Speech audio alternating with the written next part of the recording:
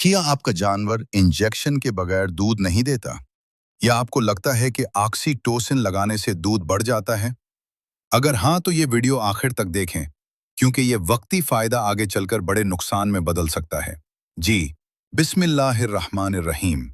अस्सलाम वालेकुम, welcome to my channel vet doctor PK. आज हम बात करेंगे चुहाई वाले टीके यानी इंजेक्शन ऑक्सीटोसिन के बारे में। ये दरअसल एक कुदरती हार्मोन है जो जानवर के जिस्म में खुद बनता है और इसके दो अहम काम होते हैं। एक बच्चे की पैदाइश में मदद देना और दूसरा दूध के इखराज यानी मिल्क लेट डाउन को मुमकिन बनाना।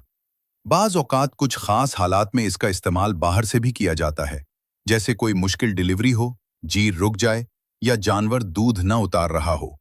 लेकिन ये हमेशा किसी माहिर वेटरनरी डॉक्टर की निगरानी में एहतियात के साथ इस्तेमाल किया जाता है।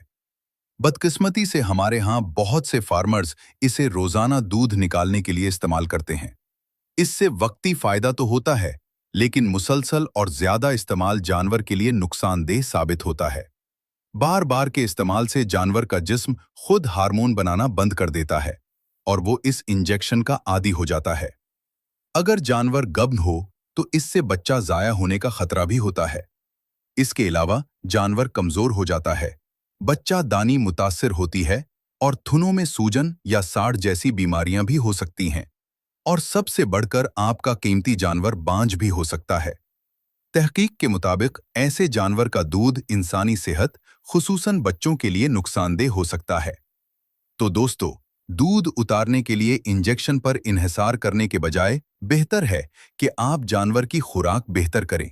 वंडा और मिनरल मिक्सचर मुनासिब मिकदार में दें। दूध निकालने का वक्त और जगह मुकर्रर रखें ताकि जानवर पुरसुकून रहे, और इसके साथ अच्छा बर्ताव करें ताकि इसके जिस्म में कुदरती तौर पर ऑक्सीटोसिन पैदा हो।